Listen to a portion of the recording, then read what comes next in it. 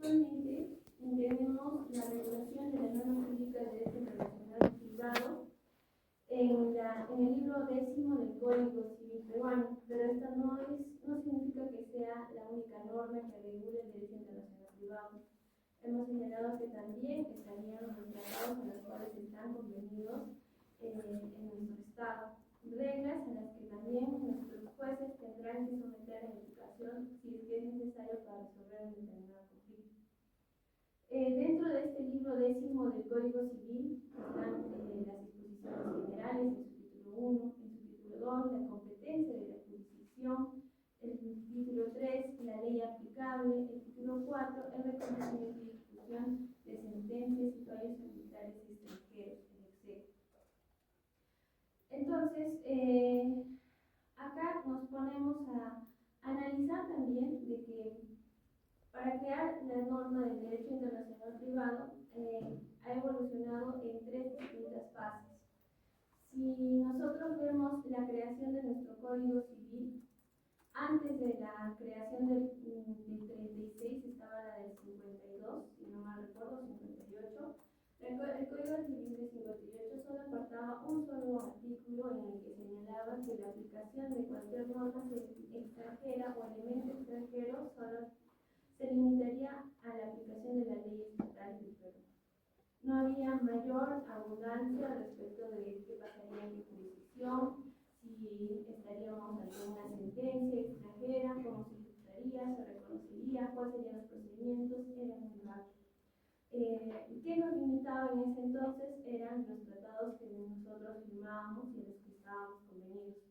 Y solamente los conflictos se sometían a esa aplicación y la nuestra. Luego en el Código del Civil del 36, junto con nuestra Constitución del 79 y antes de esta, empieza a reconocer en norma de rango de ley los tratados internacionales como norma jerárquica de interpretación vinculada, ya adhiriéndolo también parte de nuestro ordenamiento interno. Pero este código de 36 sí hace un apartado y ahí también empieza a resolver los 3 primeros apartados que ahora lo vemos en nuestro código actual del 24, que es en nuestro libro 10. Para eso es importante entender acerca de nuestras normas.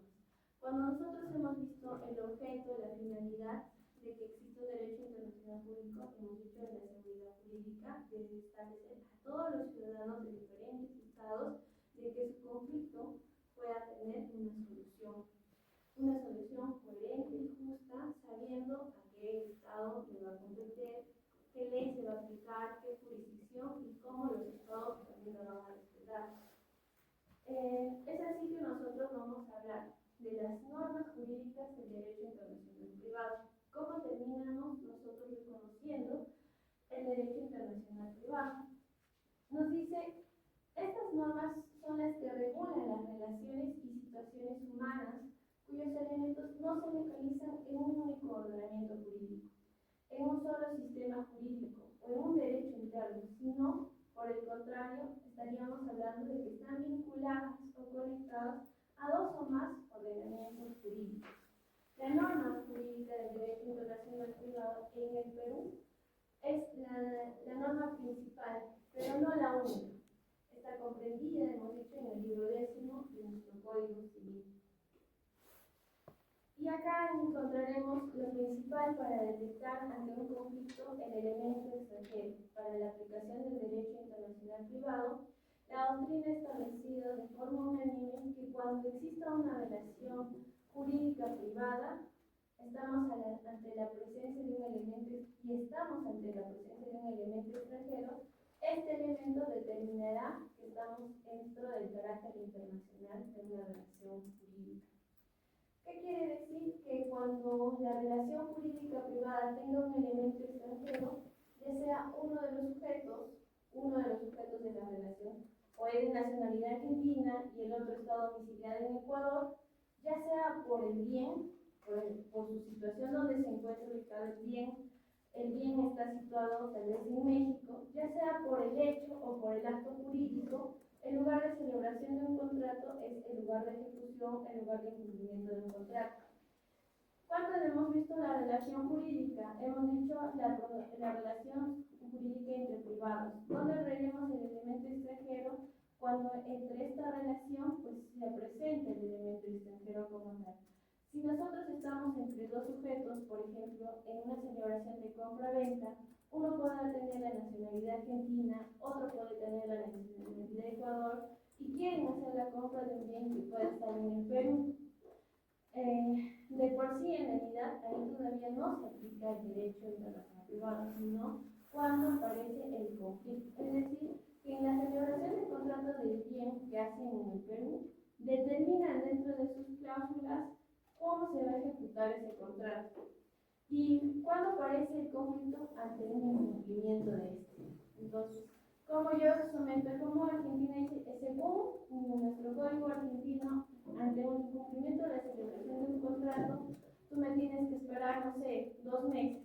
En Ecuador dicen, no, según nuestro código ecuatoriano, cuando hay un incumplimiento de contrato, yo no te tengo que esperar más de 30 días. Pero el bien está en el Perú. Entonces, según el Perú, tendría que ser celebrado en la fecha en que se ha señalado, o bien estaría facultado el vendedor hacia la recepción del contrato. Ahora, se han dado cuenta que ahí confluyen varios ordenamientos jurídicos internos, el derecho interno de Argentina, el derecho interno de Ecuador, así como el derecho interno del bien donde está situado el inmueble, donde se ha sometido en la relación contractual, donde se está estableciendo cómo se va a ejecutar esa compra-venta. Por lo tanto, cuando aparece el derecho interno, no cuando hayan hecho la compra-venta, sino ante un conflicto que aparece después. Y se ve en el conflicto entre varios ordenamientos jurídicos, donde nos surge la pregunta, ahora, ¿qué ley voy a aplicar? ¿La Argentina, la de Ecuador, la de Perú? ¿A qué tribunal tengo que acudir para que se resuelva mi conflicto? ¿A la Argentina, al Ecuador, al de Perú? Y si hay una sentencia, ¿respetarán Argentina, Ecuador y Perú? Entonces, esto significa que el elemento extranjero determinará el carácter de que se aplique un derecho internacional privado, porque de esta va a derivar una relación jurídica que puede ser dejado, tanto que puede solo presentarse porque los sujetos son de diferentes nacionalidades, porque el bien se encuentra situado en un determinado país diferente de los sujetos, o el hecho por el acto jurídico respecto al cumplimiento o ejecución de la celebración del acto que esté derivado fuera del domicilio o sea distinto a la nacionalidad de este. Pero por eso, entonces, habría que detectar el elemento extranjero relevante, porque solo decir con estos apartados estamos en un elemento extranjero, porque son personas como que no son de nacionalidad peruana, que bien pueden no estar registrados en Perú, puede estar en otro lugar, y la ejecución del contrato también depende de otra situación, del cumplimiento del Estado. Entonces, ¿cómo nosotros ubicamos o detectamos el elemento extranjero relevante? El que nos dice, con esto sí tiene que aplicarse el derecho internacional. Es aquella donde se trate de actos jurídicos que provoquen conflictos de intereses o problemas de derecho y que requieran la atención por parte del derecho. Que no se trate de un factor accidental, sino de una cuestión esencial. No basta con la presencia de un elemento extranjero, no basta con decir soy de Venezuela, vivo acá, pero no tengo ningún conflicto con la norma del Perú. Entonces, si no hay eso, solo estaríamos dotados de elementos extranjeros. Para que se aplique el derecho internacional, requerimos que exista un elemento extranjero relevante, es decir, que confluya con el conflicto de intereses, donde veamos problemas de derecho. Para eso, esta presencia en relación a la política privada se determinará el carácter internacional de dicha relación. Deberá tratarse de elemento extranjero que tenga la relevancia jurídica y es decir, que los vincule con otro o con otros ordenamientos jurídicos. Al derecho internacional privado se le ha denominado de formas distintas en diferentes disciplinas. Se le conoce como el derecho internacional privado, el derecho privado humano, conflicto de leyes, derecho sistemático, derecho internacional jurisdiccional, derecho internacional particular, intermunicipal, de extranjeros, la condición jurídica de las personas, la teoría de los límites locales de reglas y derechos, límites de aplicación de la norma de derecho en el espacio. Estas denominaciones en diferentes disciplinas pueden ser abocadas en diferentes normativas de derecho interno de otros estados. De nosotros solo está con la denominación de derecho internacional privado. Hay posiciones en contra a estas denominaciones de la disciplina.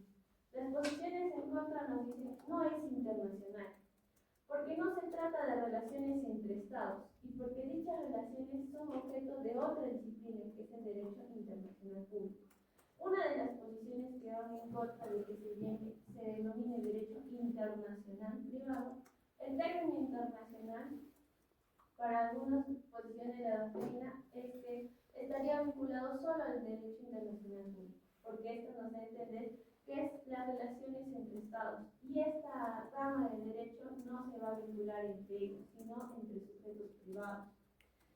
La segunda posición es no existe un derecho privado uniforme, es decir, no hay ordenamientos jurídicos que sean idénticos entre sí. Cada ordenamiento jurídico es autónomo, múltiple y diverso. Para otro sector dice, no vamos a hacer una denominación como derecho privado, porque el derecho privado no es único. No solamente hay un solo ordenamiento jurídico, y no señalamos que estos ordenamientos jurídicos sean iguales entre todos los estados, porque si fuesen iguales no habría la razón de denominar un derecho internacional privado para dar seguridad jurídica a conflictos en diferentes estados. Otro nos dice, a esta rama le corresponden materias de carácter público, como las referentes a cuestiones penales y procesales. Dice, no solo debería ser privado, porque al final también hay un tema de aplicación en cuestiones penales y actos procesales que se tienen que determinar. Los conflictos de leyes no solo se limitan a los conflictos de leyes propiamente internacionales, sino alcanzan también a los conflictos de leyes interpretativos o interregionales, es decir, también hay conflictos de normativas interpretativas de un mismo estado.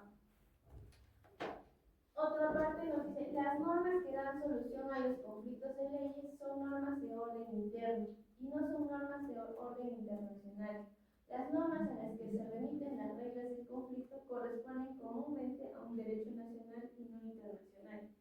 Nosotros hemos dicho que el derecho internacional tiene la aplicación en su elemento extranjero, el elemento extranjero relevante. ¿Por qué? Porque vincula dos ordenamientos jurídicos que son de derechos internos de diferentes estados. Según la posición opositora que se determine de que sea un conflicto de leyes de forma internacional, no tendríamos que entenderla como que corresponde a un conflicto entre estados o de reglas internacionales, sino de derechos internos entre la aplicación normativa nacional o la internacional. No es privado porque las normas que regulan las relaciones jurídicas privadas pueden ser tanto de derecho público, como en el caso de la aplicación del campo penal, como derecho privado, como el derecho civil. Otro sector dice, si nosotros decimos derecho internacional privado, estaríamos diciendo que solo vamos a tener conflictos de ordenamientos en campos de derecho civil, pero tenemos también conflictos en aplicación en campo de derecho penal. Por eso estaría dotado también parte de aplicación del sector público. Y las posiciones a favor de que se denomine derecho internacional privado es que nos dicen las relaciones jurídicas privadas están vinculadas a dos o más ordenamientos jurídicos. La razón de por qué debería haber también un derecho internacional privado. Cuando se vinculan las relaciones jurídicas a otros ordenamientos jurídicos, estas relaciones jurídicas sobrepasan los límites territoriales de un Estado, las fronteras, y significa que se aplicará un ordenamiento jurídico extranjero. En consecuencia, se producirá la aplicación extraterritorial de una norma jurídica extranjera para solucionar los conflictos de leyes. Cuando hemos analizado el primer caso, hemos visto que el divorcio ha sido resuelto en Florida, con el ordenamiento jurídico de Florida. Cuando ha venido el caso acá en el conflicto, no es que el Estado le haya pedido que se vuelva a divorciar, Entonces, estamos relacionando que el derecho internacional privado va a hacer que estas relaciones jurídicas establezcan su conflicto, se determine a un solo ordenamiento jurídico. Han solucionado el problema del divorcio ya con el ordenamiento de Florida. Por lo tanto, el Perú no tendría por qué volver a cuestionar ello. Entonces, lo único que le quedaría es reconocer y ejecutar. Su denominación permite distinguirla de otra disciplina, como es el derecho internacional público. Es decir, se llama privado por oposición al público, al derecho internacional público. Para este sector que señala y que sí se ha denominado el derecho internacional privado, nos hace distinguir de la otra disciplina contraria al público en su autonomía. Si nosotros decimos privado y el otro público, vamos a entender que el privado solamente se dará entre sujetos particulares que tengan una confrontación de ordenamientos jurídicos. Y no existe denominación más completa para este sector que determinar el derecho internacional privado. Algo importante entre la vinculación de este conflicto que se genera entre derechos es el factor de conexión. Muchos apartados de la doctrina, artículos, han denominado el punto de conexión, el factor de conexión. Uno diría, el factor de conexión sería el elemento extranjero, la aplicación del mismo. En realidad, el factor de conexión también es entendido o denominado dentro de diversas doctrinas como el elemento de conexión, punto de conexión, conflicto móvil, el elemento que permite la remisión a otro ordenamiento y por dentro la aplicación del derecho extranjero.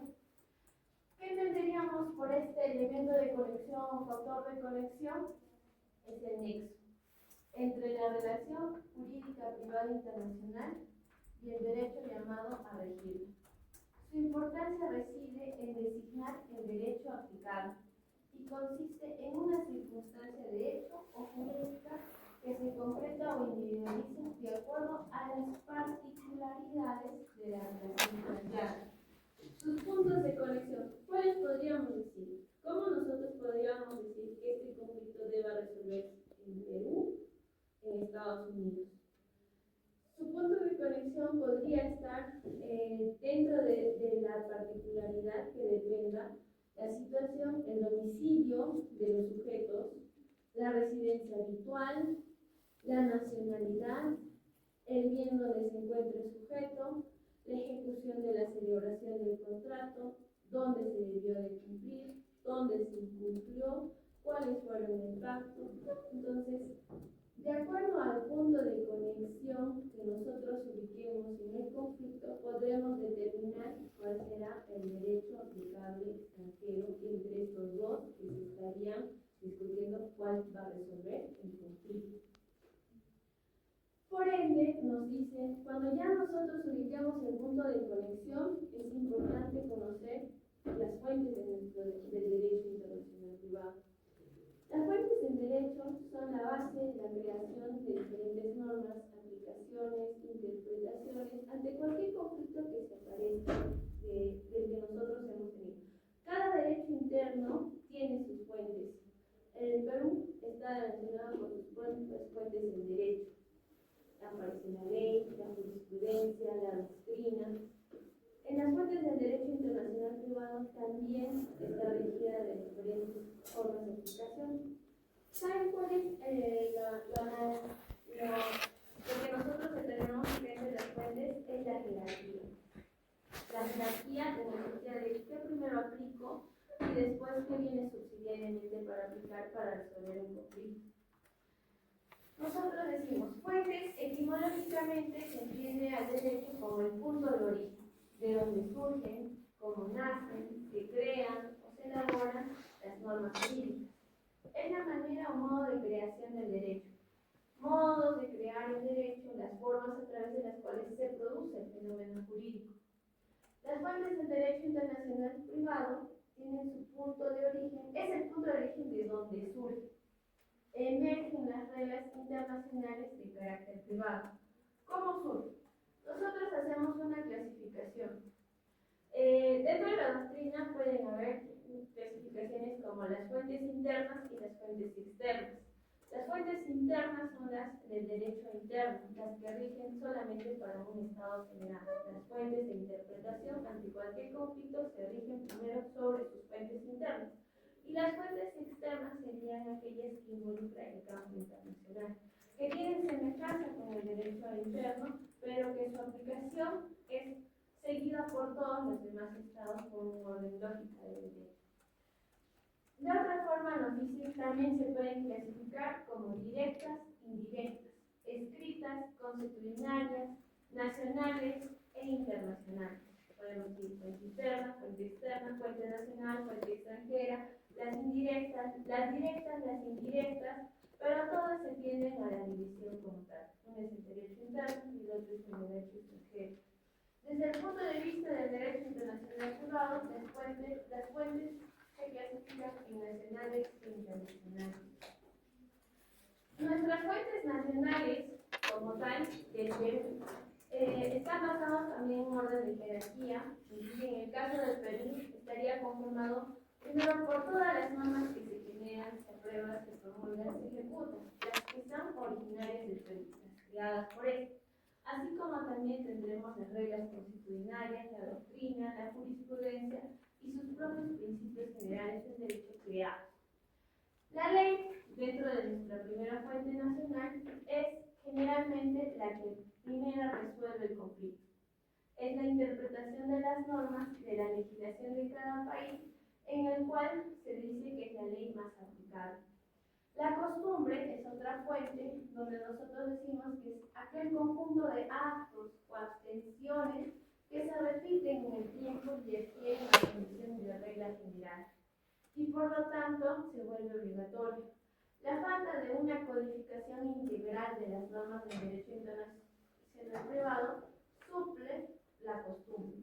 De las reglas consuetudinarias han surgido normas de derecho internacional privado. La jurisprudencia entendemos que es aquel fallo uniforme de los tribunales, es el conjunto de sentencias uniformes que podrán ayudan también a la interpretación ante la resolución de un conflicto de derecho internacional. La doctrina serán esas opiniones teóricas de los internacionales con el objeto de facilitar la aplicación del derecho. Pero hemos señalado que esta fuente, a diferencia de las anteriores, no es vinculante, porque no estamos alcanzados de diferentes tipos de doctrinas y tampoco tenemos alcance completamente a todas ellas. Y la base de todos los principios, que son los preceptos que sostienen y que son comunes a los sistemas jurídicos. Entre las fuentes internacionales son las comunes a dos o más estados. ¿Cuáles serían las fuentes originadoras de creados derechos? Son aquellas que son comunes de dos o más estados. ¿Cuáles son? Los tratados internacionales o la ley internacional. Lo compartimos. Decimos que lo aceptamos y forma parte tanto de mi derecho interno como del privado firmado. La costumbre internacional, porque ambos, ante la costumbre, si bien no existe un tratado, un pacto, un convenio, pero lo hemos ido respetando de forma obligatoria ambos estados, se ha vuelto también una fuente de derecho internacional, la jurisprudencia internacional, cuando ambos mantenemos un criterio uniforme de cómo resolvemos determinado conflicto. La doctrina internacional y el derecho comparado. ¿Cómo vemos el tema de la jerarquía de fuentes internacionales de acuerdo a nuestra legislación peruana? De acuerdo al artículo 2047 del libro décimo del Derecho Internacional Privado, podemos hacer esta interpretación, que existe jerarquía de las fuentes peruanas al momento de decidir qué fuente aplicar cuando estamos ante un elemento extranjero relevante. Este artículo nos sostiene qué derecho aplicable es el derecho interno, el derecho nacional o extranjero que se va a aplicar para regular las relaciones jurídicas privadas, vinculadas con otros ordenamientos jurídicos. Se determinará de conformidad, nos dice este artículo, de acuerdo con los tratados internacionales que el Estado peruano haya ratificado y que todavía sean pertinentes, En el caso no lo fueren, se aplicarán las relaciones jurídicas privadas de las normas contenidas en el libro 10 del Código Civil. ¿Qué quiere decir? Primero, veré si tu conflicto está vinculado con un tratado.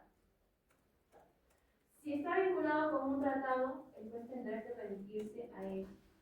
Pero si el conflicto no tiene nada que ver con la vinculación de ningún tratado, entonces la someteremos a las reglas básicas que están establecidas en nuestro libro 10 del Código Civil. Además, se aplicará de manera supletoria los principios generales de derecho consagrados por la doctrina del derecho internacional privado. Esto debido a que en nuestra Constitución, de acuerdo al artículo 55, hemos concebido a los tratados como norma de igual jerarquía que nuestra Constitución. Entonces, establezcamos jerarquías según el artículo 2047 del libro 10. Primero estableceremos si hay un tratado internacional que vincule al conflicto que estás teniendo. No lo hay, entonces la someteremos a las normas del derecho internacional privado del Código Civil, las que están establecidas en el libro 10. Y si aún así no resulta suficiente para poder resolver el conflicto, entonces aplicaremos los principios generales del derecho, que están consagrados dentro de la doctrina del derecho internacional privado. Estos se subdividen en 5 en realidad. Primero, un principio general. En realidad hay varios principios generales y lo vamos a ver también, pero las importantes están denominadas como el orden público internacional. El orden público internacional es un principio donde se ve la inaplicabilidad de la ley extranjera frente a normas imperativas de orden público, según el artículo 249 del Código Civil. La armonía internacional de las soluciones es el principio jurídico de la unidad de soluciones. Armonía interna es el ordenamiento jurídico más eficaz, más fuerte, que será el aplicable, de acuerdo al artículo 2050 de nuestro Código Civil. El principio del mínimo conflicto internacional, el que menos nos genere mayor conflicto internacional. También el respeto de los derechos civiles extranjeros, de acuerdo al artículo 2046 del Código Civil. Teniendo eso en clave, entonces, considerando que nuestras fuentes jurídicas, fuentes internacionales peruanas están basadas en nuestro orden jerárquico ante la interpretación de un conflicto, debemos conocer cuáles son nuestras fuentes internacionales vigentes. Primero, el primer intento, de acuerdo al antecedente que tenemos para determinar cuáles son nuestras fuentes internacionales vigentes, se dividen en 2 segmentos. La primera es cuando se uniformiza o logra una uniformidad por medio de un tratado. Las materias o las normas de internacional privado se realizó en Lima a iniciativa del gobierno peruano en el año 1978 en el Congreso Americano de Jurisconsultos, Congreso de Lima. En dicho congreso se aprobó el Tratado de Lima. Sin embargo, ese tratado no fue ratificado por los estados y en consecuencia no obligó a los estados ni los vinculó jurídicamente.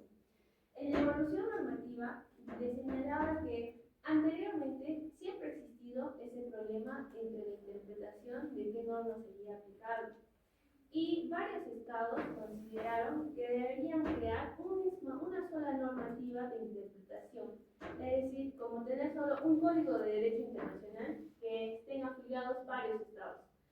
Y cuando se empezó a realizar esa intención, era en una fase en la cual varios estados tenían la intención de uniformizar todas las normas.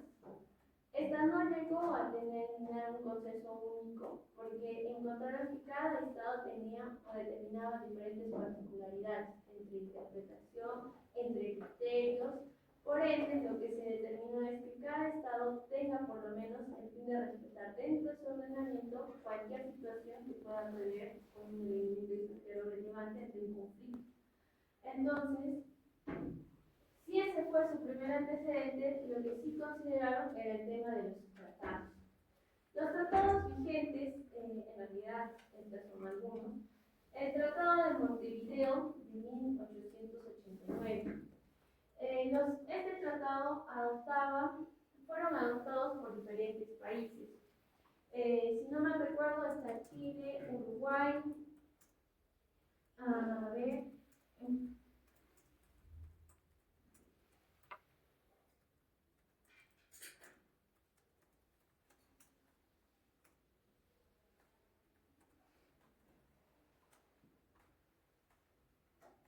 ya. Está Montevideo, Argentina, Bolivia, Brasil, Cuba, Chile, Ecuador, Paraguay, Perú, Uruguay. Adoptaron 8 tratados y un protocolo adicional respecto a la aplicación de leyes extranjeras. Los tratados que se adoptaron fueron tratados de derecho civil internacional, en cuestión al derecho penal, al procesal internacional, de la patente de invención, propiedad literaria y artística, comercial internacional, respecto de las marcas, de comercio y de fábrica, y sobre el ejercicio de profesiones liberales. El Tratado de La Habana, o Código de Bustamante de 1928, que se celebra en la Sexta Conferencia Panamericana en La Habana, creó el Código de Derecho Internacional Privado, elaborado por el internacionalista cubano Antonio Sánchez de Bustamante y Sirve. Está conformado por 4 libros: Derecho Civil Internacional, Derecho Mercantil Internacional, Derecho Procesal Internacional y Derecho Penal Internacional. El Tratado de Montevideo, si bien se encuentra vigente, el Perú no lo ha llegado a ratificar, por lo que como consecuencia ya no se nos obliga o se nos vincula jurídicamente con este tratado. Por otro lado, tenemos también las conferencias. Las conferencias internacionales especializadas en el derecho internacional privado. Son conferencias especializadas en derecho internacional privado que representan una nueva etapa en la codificación del derecho internacional. Está emprendida de acuerdo a la OEA por los Estados americanos. En estas conferencias se deja de lado la idea de lograr una codificación global del derecho internacional privado y por el contrario se adopta la idea de que todos solo realicen su codificación parcial, sectorial y progresiva, es decir, por temas específicos. En cada una de estas conferencias se han aprobado varias convenciones sobre temas específicos. En Panamá, en 1975, abarcó los campos del derecho comercial y procesal internacional y se suscribieron 6 convenciones. Sobre los exhortos,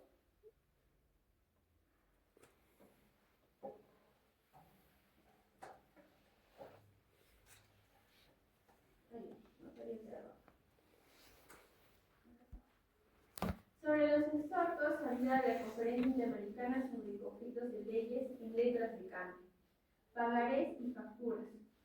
Y también ha habido la Convención Interamericana sobre el Arbitraje Comercial Internacional. La segunda conferencia internacional se realizó en Montevideo en el 79, donde se suscribieron 8 convenciones. La tercera fue en La Paz, en 1984, donde abarcó el campo del derecho civil internacional, procesal internacional, y se hicieron 4 convenciones. La cuarta convención tuvo lugar en Montevideo en el 89 y se suscribieron 3 convenciones.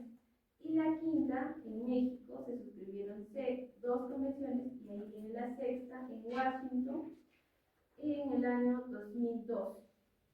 Con las convenciones que se generan en estas conferencias especializadas, como lo señalaba, es que dejamos de lado la idea de querer generar un solo código de interpretación para todos los estados para la resolución de conflictos cuando hay ordenamientos jurídicos que se contraponen, y determina que mejor lo hagamos por especialidades a través de convenios. Los convenios se confieren como tratados, pactos, que son la otra denominación en la cual nos ponen de obligatoriedad su cumplimiento, y por ende se especializan en materias. Por eso tenemos el derecho penal internacional, el derecho civil comercial internacional, ¿Y por qué en esas materias? En la parte de introducción al derecho internacional privado hemos señalado que la lista de todas esas materias se deriva a que existe un mayor conflicto en esas áreas. Y por ende es necesaria que exista una aplicación específica de lo que puede seguir sucediendo, pueda llegar a seguir sucediendo. Y por ende se puedan ellos consignar en su derecho interno. Al generar estos convenios, estamos generando también acuerdos obligatorios y someter cualquier interpretación adicional a lo que ya esté establecido de los tratados a la par de los convenios de las Cortes Interamericanas a los que nosotros estamos suscritos. Cuando también hablamos de las fuentes, hablamos de la norma. La norma es la primera fuente del derecho internacional, pero las normas nos sirven también como fuente de interpretación para la solución de diferentes conflictos, que son las propias leyes. Nosotros entendemos que la ley es la principal norma aplicable al derecho, la que se interpreta y la que resuelve el conflicto. Por lo tanto, no es ajena a la que nosotros entendemos para una fuente del derecho internacional privado. Diremos acá entonces, cada Estado posee dentro de su legislación interna o derecho interno un sistema de normas. Cada Estado. Pero este sistema de normas ya de por sí puede entrar en un conflicto frente que será aplicable por sus órganos jurisdiccionales o por sus tribunales. Es verdad, nosotros, sin necesidad de que exista un elemento extranjero, nosotros invocamos el conflicto en muchas ocasiones de nuestras propias normas del derecho interno. Cuando invocamos estos conflictos, buscamos que sean resueltos, interpretados o de cualquier vacío bajo nuestros órganos jurisdiccionales, nuestros tribunales. Nosotros los originamos, los promulgamos y somos los que requerimos. En el ordenamiento jurídico peruano, las normas de conflicto están comprendidas en el título tercero, que es la ley aplicable del libro décimo de nuestro Código Civil. Es donde se encuentran establecidas las normas del derecho internacional privado. Si cada Estado tiene su propia norma de derecho internacional privado regido en su propio ordenamiento, entonces estas normas de derecho van a ser denominadas como las normas materiales o sustantivas. Son aquellas que van a resolver de manera concreta, directa, una situación dada y cuyos efectos legales o consecuencias de derecho están indicados claramente.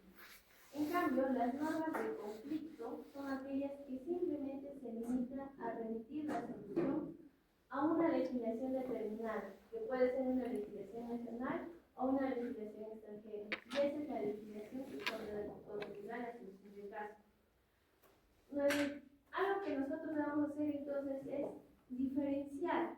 Cuando hablamos de normas en el derecho internacional privado, diremos, cada Estado tiene su propio derecho interno, su propia normativa. Pero dentro de su propio Estado, su propia normativa se puede generar conflictos que se van a resolver en sus propios órganos jurisdiccionales. ¿Cuándo aparece la norma que pone la norma conflictiva en el campo internacional? Cuando estas normas entran en conflicto al momento de decir cuál de las dos normas va a solucionar el conflicto. ¿El argentino o el peruano? No vamos a crear otra norma. No es que vayamos a crear otra norma, sino lo que vamos a hacer es determinar cuál va a ser la norma aplicable para la solución del caso. De por sí, cada Estado tiene sus propias normas y nosotros entramos en conflictos con nuestras propias normas. Así como nosotros, los otros Estados igual. Pero cuando se relacionan los sujetos y entran en contraposición, ¿cuál es? ¿El peruano o el argentino? Si decimos que es el peruano, entonces entras con la interpretación normativa del peruano y sus propios conflictos entre ellos. Por ende, nos dice, veamos entonces cómo es la estructura de la norma jurídica. Una norma jurídica es aquella que resuelve o define situaciones dadas y sus efectos o consecuencias legales están claramente indicados. Se les denomina norma directa, material o sustantiva. Toda norma está conformada por dos elementos esenciales: uno o más supuestos de hecho y de derecho, y una consecuencia jurídica que se aplicará de verificarse el supuesto contenido en la norma jurídica. Cuando hablamos del tema de la estructura de la norma jurídica, haremos recuerdo de lo que nos decía Hans Kelsen respecto de la norma. Y cuando nos ponía también la interpretación de la norma o la aplicación de la ponderación de, ¿cómo se llama? Alex, no soy buena recordando nombres de autores, pero tiendo a realizarlo de forma directa, en el cual nos decían, tenemos el supuesto de la norma, tenemos la tipificación de la norma como tal. Esta norma nos determina un supuesto de hecho, nos determina el derecho y nos hace conocer la consecuencia de cualquier implicación a esta norma. Si lo vamos a un término de penal, que es el más objetivo, es el que mata a otro, será retenido con pena privativa de libertad de, no me acuerdo de cuántos años, 6 años. Entonces, el supuesto derecho, ¿cuál sería? El que mata. Y de derecho establecido en el código. La consecuencia, la pena privativa. Entonces, la propia norma tiene su estructura que complementa estos elementos esenciales que son verificados en nuestro ordenamiento jurídico ante una aplicación. Es decir, si el fiscal va a plantear ese tipo penal, tendrá que corroborar que la conducta ha sido atribuida bajo esos elementos establecidos en la norma. Entonces, el supuesto contiene el tema, asunto o el problema de que trata la norma jurídica y la consecuencia jurídica será la solución. Si nosotros vemos en el campo civil, en un tema de ¿qué es eso? El matrimonio o los alimentos, ¿no? Decimos, ante ¿quién da el derecho al alimento? ¿Quién tiene derecho a alimentos? Los menores de edad. No necesariamente solo los menores de edad. Pero pongámosle que el menor de edad necesita solicitar su derecho a alimentos. ¿Por qué solicita derecho a alimentos? Se establece en la Constitución, es su derecho, tiene derecho a los alimentos. ¿Quién tiene que darle los alimentos? Sus padres. Entonces, la solución para decir si un menor dice, tengo mi derecho a alimentos, ¿a quién le exijo? Según la norma, se entiende que debes exigirle a tus padres. Entonces, la solución también estaba en la norma. Nuestras normas, entonces, cumplen, de acuerdo a su estructura, la situación de supuesto en el que nos encontremos para interpretar nuestro derecho y así encontrar la consecuencia, que puede ser una solución o una ejecución a lo que nosotros buscamos. Si nosotros decimos debe haber una división y partición, pero somos 5 hermanos y 2 de ellos no están de acuerdo, ¿por mayoría lo podemos dividir? No, porque la norma literalmente dice debe ser unanimidad. No, perdón, la venta es unanimidad.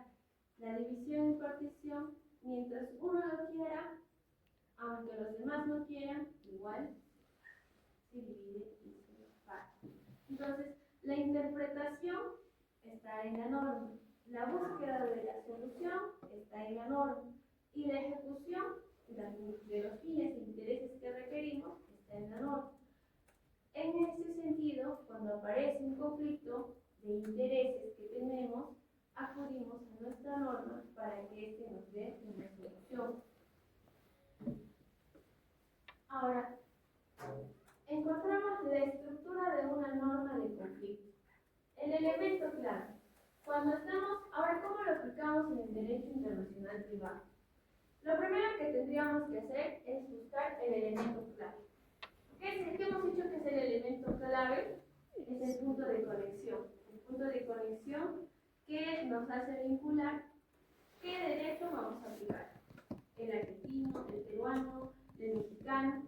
dependiendo de qué hemos dicho de la situación de hecho o de la particularidad del hecho como tal, de lo que se venga a discutir. ¿Cuál es el conflicto de interés? Entonces dice, si lo primero es el elemento de conexión, el punto de conexión, y hemos entendido que ese es el vínculo que nos va a permitir hacer una relación jurídica privada internacional con el otro ordenamiento jurídico y aplicación del derecho extranjero. Pongámonos en el hecho de que es un chileno más un argentino compran una casa en Perú, que será para el ecuatoriano, para el primo. Una vez que termine el chileno de pagar las cuotas del banco, se lo debe vender al ecuatoriano. De por sí, solo con esa situación, solo tenemos la existencia del elemento extranjero, pero no el elemento extranjero relevante, porque no hay un conflicto por el momento. Simplemente son varios extranjeros que han comprado un inmueble.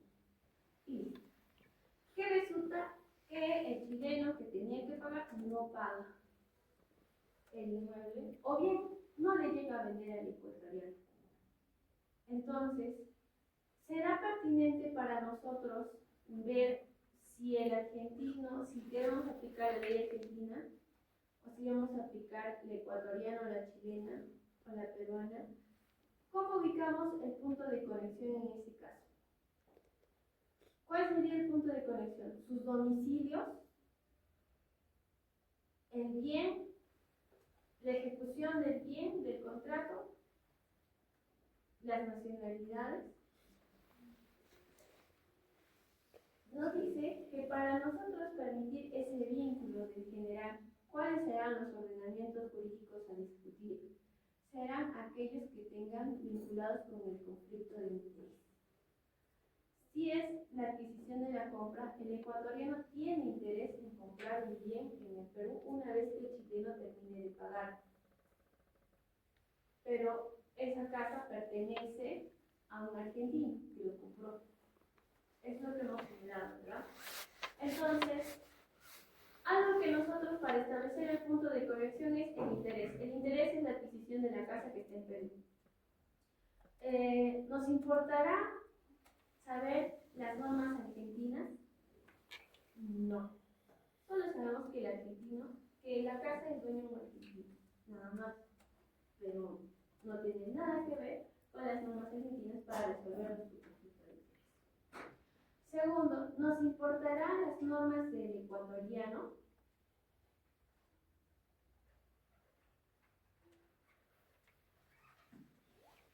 Si lo ponemos la situación de hecho como está, entonces no. ¿Depende de qué? ¿De qué depende? De la celebración del contrato. ¿Dónde se ha celebrado el contrato? Si fuese un contrato de promesa de venta realizado en Ecuador, diciendo que te vende un bien en Perú, y al final no se le da, entonces, ¿cómo es el punto? Ahí se parece el conflicto, ¿verdad? Ahí es el conflicto de interés. Entonces, ¿cuál es la pregunta? Tengo mi contrato, pero para la promesa de venta, el Perú tiene otra denominación y la promesa de venta celebrada por el ecuatoriano y el chileno en Ecuador es otra. ¿Nos importarán las normativas del chileno? No. Entonces, ¿cuáles van a ser las normas del punto de inflexión? Van a ser, o aplico la ecuatoriana, porque ahí se celebra el contrato, o aplico la peruana, porque bien está ahí. Y así delimitamos y establecemos nuestro vínculo, nuestra relación, para decir cuál es el ordenamiento jurídico aplicado. Por eso nos pone ejemplos comunes: el domicilio, la residencia habitual o la nacionalidad. ¿Cómo diferenciamos entre una norma estructural con una norma jurídica común? Al igual que cualquier norma, la norma de conflicto se compone de supuesto y consecuencia. Pero tienen características únicas. Cuando hablamos del supuesto, nunca es de hecho. En la norma de conflicto, el supuesto es estrictamente de derecho. Es aquella, ¿cuáles serán normas estructurales? Aquellas que nos revelan un concepto la consecuencia jurídica no ofrece una solución directa al problema, sino consiste en la remisión a un ordenamiento jurídico aplicable a través del punto de conexión. En palabras simples, la consecuencia jurídica equivale a la ley aplicable determinada por dicho factor. El supuesto está establecido, la norma. Tenemos que encontrar que estamos ante una norma estructurada y una norma que entra en conflicto. La norma que entra en conflicto es una norma estructurada porque es una norma que va a regular un supuesto derecho de un concepto jurídico del cual existe un derecho. Quiero la división y partición del lugar. No, pero no queremos nosotros. Acá en la norma establece que no me importa si quieren o no. Si yo lo solicito, se divide en 3 partes. Está establecido. La consecuencia jurídica no siempre nos dará una solución directa. Se entendería que tiene que ser la división, pero no dice por cuál. Tendríamos que aplicar otras normas aleatorias a esta para nosotros decir la solución correcta. Pero cuando estamos ante un derecho internacional, estamos la norma de Ecuador o la norma peruana. Entonces, el supuesto derecho en la norma ecuatoriana con la norma peruana puede ser lo mismo. Puede decir que para el incumplimiento del contrato puedes rescindir, resolver, pedir una indemnización. El proceso puede involucrar una carta notarial o no, pero entonces, ¿dónde lo ejecuto? ¿Lo hago aplicable en el Ecuador o lo hago aplicable en Perú? Ahí es donde se aparece la diferencia entre una simple norma a una norma que entra en conflicto con otra norma de derecho internacional. Clasificación de las normas de conflicto.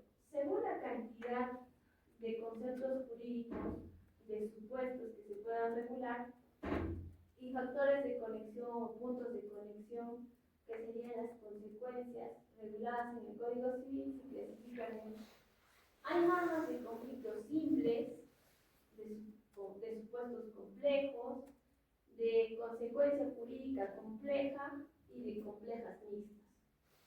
Complejo simple, un solo supuesto de derecho y una sola consecuencia jurídica. Podemos decir el divorcio. Yo solo me quiero divorciar. Nada. ¿Podría ser un conflicto simple? Sí. Puede ser un peruano con un chileno, se casa en... el ejemplo del caso de Florida, ¿no? Se casa en Estados Unidos y se quieren divorciar. Se divorcian en Chile. Su único interés era divorciar. Se divorciaron. Ya está.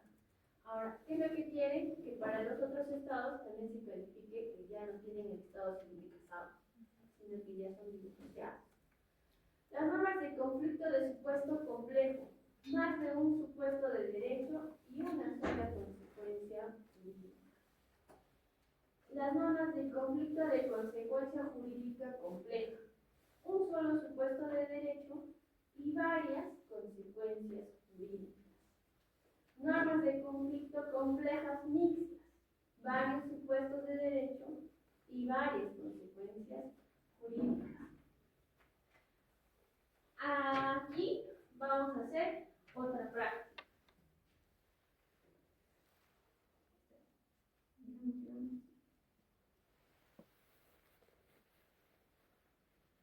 Yo les había pasado en la anterior sesión un caso, ¿verdad? Pero no les había pasado su práctica de ese caso, que era conllevaba esto. Porque la práctica que les he pasado del otro era respecto todavía del divorcio en Florida. No han hecho la práctica. Sí. Sí, por eso que... Ay, yo también. Sí, yo también. ¿Qué? Sí, por eso dije que me estoy partiendo. Sí, yo también pensé que estaba leyendo mal. Yo también. Por eso dije, no, mejor otro día, porque no estoy entendiendo. Sí, yo también. Y en la noche por eso me he demorado. No,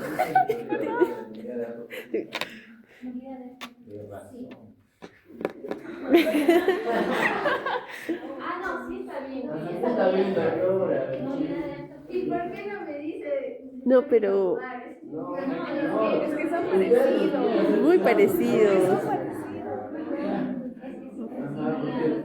Sí, son parecidos. Siempre pensé que estaba leyendo mal. Sí, yo me he demorado ahí. Sí, era en realidad. Sí, y el otro es el de divorcio. Sí. Pero igual, es en Florida. Es en Florida, un matrimonio de compra y venta. Ajá. Estamos bien. Ah, por eso hoy día teníamos que ver pues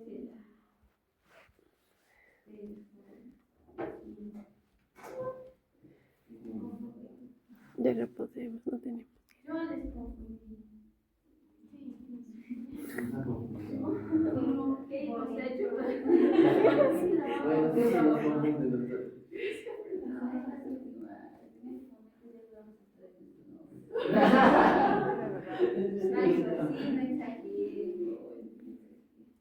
Estoy cansado. ¿Dónde está? Ya. Entonces, esa es la práctica que la he pasado para mañana, ¿no? Entonces, hoy haremos otras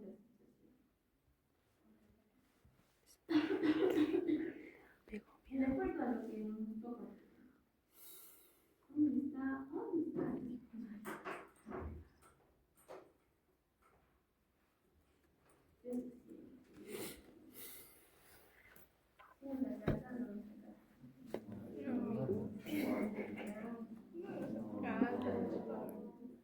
Es un caso sencillo. El otro es grupal. Este es individual. No. Ellos solo han dicho que no se hagan las prácticas. Nunca dijeron que no iban a asistir. No creo que sea son 3:40. Falta la mitad de los compañeros. Sí, no hay que Ni perjudicar. modo, perjudicaremos. No. Compañerismo, doctora. ¿Ustedes? Sí. Ya no No sé por qué todo.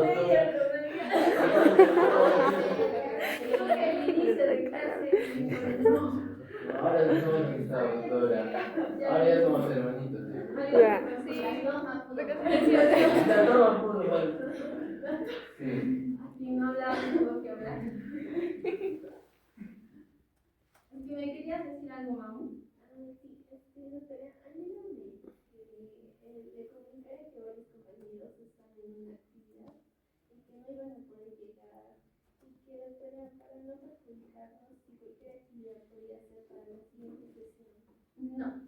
Vamos a hacerla ahora. ¿Qué más quieres? No van a tener más notas. No.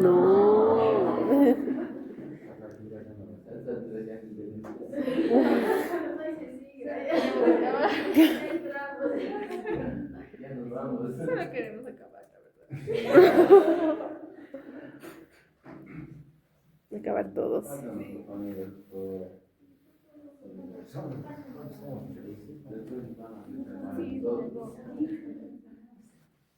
La toma puro. La toma pudo más, doctora, ahí estamos reconciliando.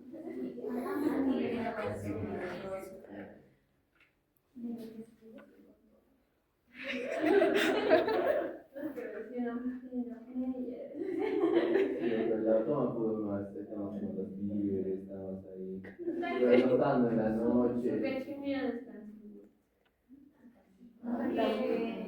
Falta el fan, falta el Solo he visto fan. el TikTok de Ada nomás, no sé por qué me apareció. Ah, bella, en serio. Venga. Y tenemos que ir a la ¿no? Yo le vendo una entrada.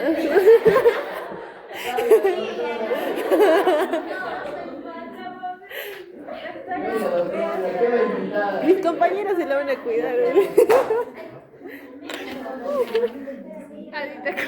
Oye, Ada. ¿Ya ves? Oye, no, yo le dije primero. Es que Yo le regalo mi entrada. Sí, así me dice. Claro. Yo le regalo mi entrada. Ya, regálame. Ya, mira, está diciéndome. Ya. Regalo. A nombre de la Sería promoción. también es de economía, ¿no? Pero no Y es ahora. antropología también. Está aburrido, pero muy bien, no va a estar en el super fácil. Sí, y mucho frío también. Mucho frío. Entonces se considera segunda opción. La segunda opción siempre es la mejor opción, doctora. No, pero ahora Reyes Mundiales. Bueno,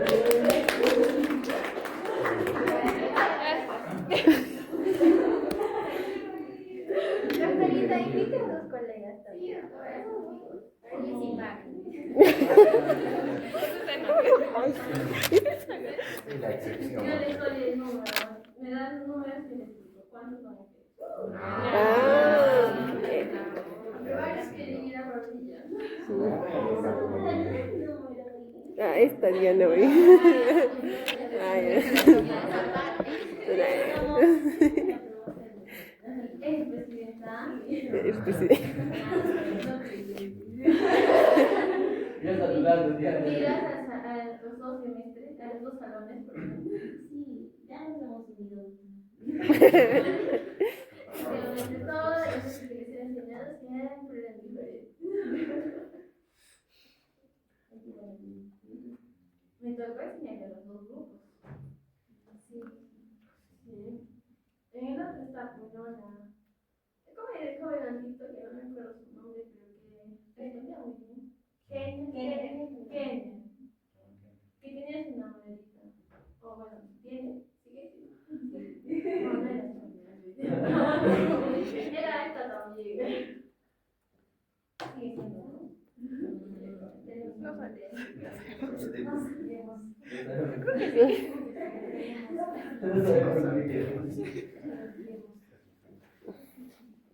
¿Ya hacemos la práctica?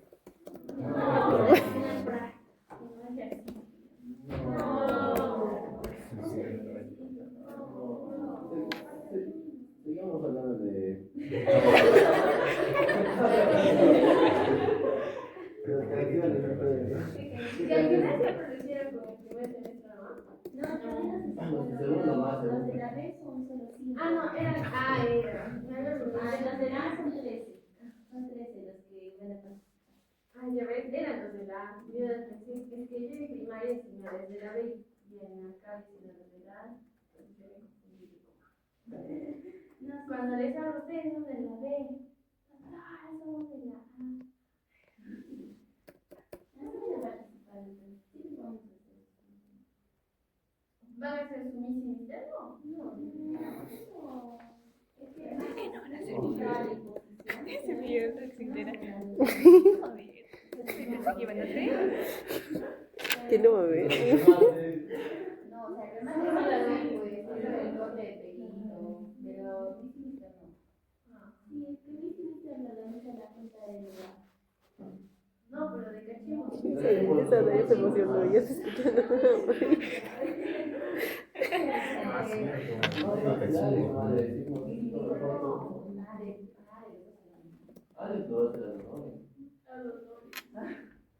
A mí me dijeron que iban a regresar los últimos tiempos. Sí, ellos van a regresar el Mister. ¿Onceavo? Meyer, tú debes saber, pues, Meyer. Ajá, décimo va a salir. Décimo, no, pero. No. Es Mentira. ¿no? Sí, ajá. Sí. Pero no se ve que tiene ese plan. No es que sea el otro grupo. Ya, hagamos el casito. Me están llevando 10 minutos de tiempo. Hay que memorizar. Ya, para ustedes 5, para ellos 10 mañana. No. Eso es culpa. No nos tienen, no nos tienen. Por todo o nada, doctora. Ustedes ya no van a hacer la práctica. No.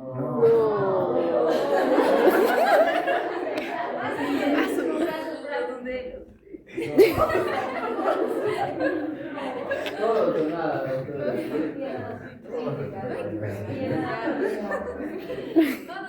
Esta hijo. La ventaja que da de ustedes que van a entender la clase de hoy, van a estar la práctica, porque va a venir de la. Ya, sí, vale. Que comparta las cosas. Ustedes comparten las- No. Para los compañeros. Estamos hablando de poquito en poquito, estamos Desde viernes. pasito a pasito.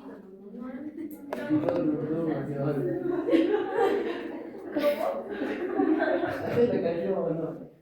¿Cómo? Ayúdame a la letra. Quiero ir. No sé, tal vez voy a hacer música. ¿A qué hora se va a presentar? No, a las 11 o todas las cosas. Y ahí va a estar bien. No sé, así.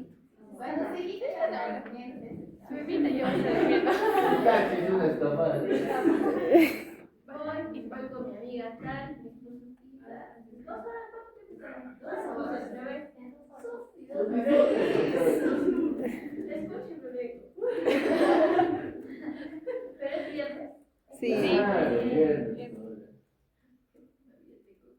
¿Y por qué son las 6 y no va a haber visita? Son como 25 pechicos, son como O sea, van a hacer todo en un solo día. Sí. Ala. Seguros que son ustedes. Yo les voy a hacer pasar ya, rápido. Córtemelo. Rápido, rápido. A ver, ¿qué estamos? Síguete. En 2.53. Apúrate, verga. Vinieron motivados, con padrinos. Eso sí era de marketing. No sé, no sé, pero hizo algo. Ahí se me hizo.